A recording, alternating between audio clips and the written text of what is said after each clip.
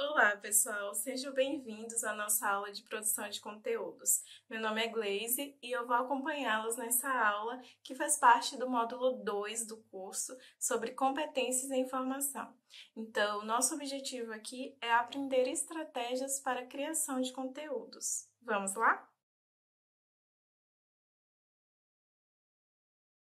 Quando falamos em produção de conteúdo, nós estamos falando de geração de novos conhecimentos.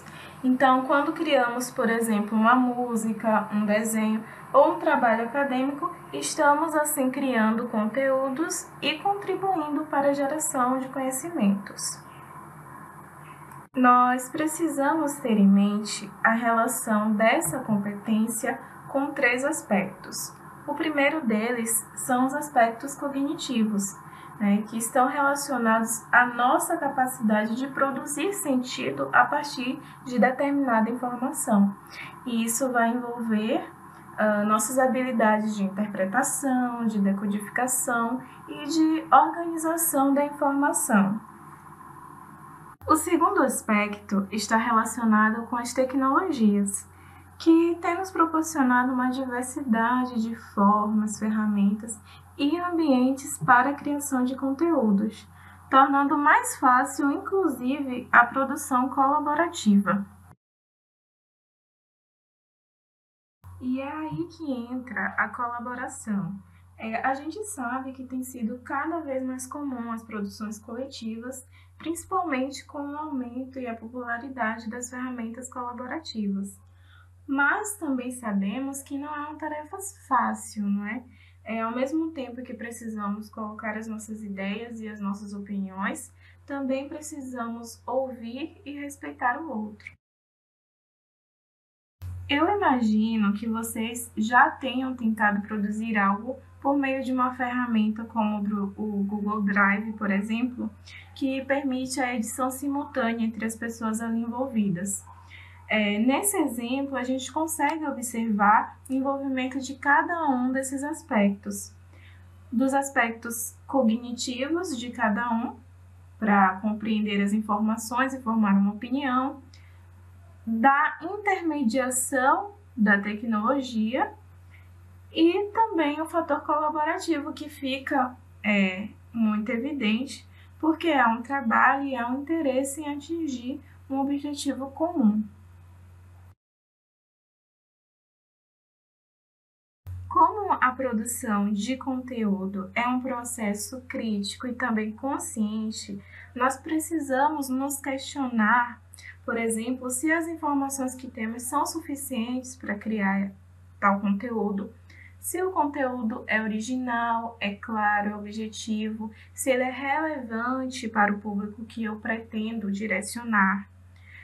Se eu estou respeitando as questões éticas e legais, citando e referenciando todos os autores mencionados, e também se eu revisei o conteúdo ao finalizar. Então, essas questões são muito importantes no momento da produção de conteúdos.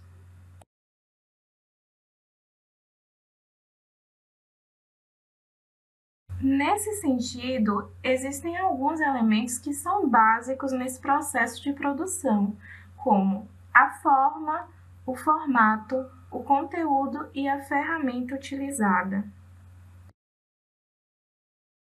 Existem diversas formas de criação de conteúdo. Você pode criar algo totalmente novo ou optar por dar visibilidade a informações de outras pessoas, como um blog de notícias, por exemplo. Pode reaproveitar uma informação, no caso da remixagem, fazer uma releitura, enfim, há uma gama de possibilidades. Com relação ao conteúdo, o que pode te ajudar é fazer questões como: o que eu quero fazer, para quem eu pretendo direcionar esse conteúdo e por que esse conteúdo seria relevante. Então, a partir daí, você pode então colher informações, customizar esse conteúdo para o público que você pretende direcionar E também se preocupar com a questão da estrutura, da coerência, da coesão, enfim, esses elementos que são básicos mesmo na produção de conteúdo.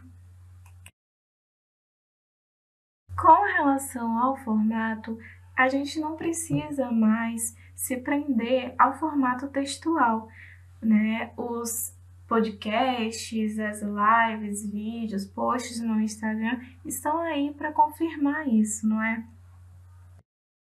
E por fim, mas não menos importante, é bom que você escolha uma ferramenta adequada que esteja em sintonia com os outros elementos que foram definidos. Então, utilizando um exemplo bem extremo mesmo, imagine que se você quisesse criar um podcast, utilizar uma ferramenta como o Word, por exemplo, não iria te ajudar muito. Espero que vocês tenham gostado da aula e passem a criar conteúdo de uma forma mais consciente a partir de agora.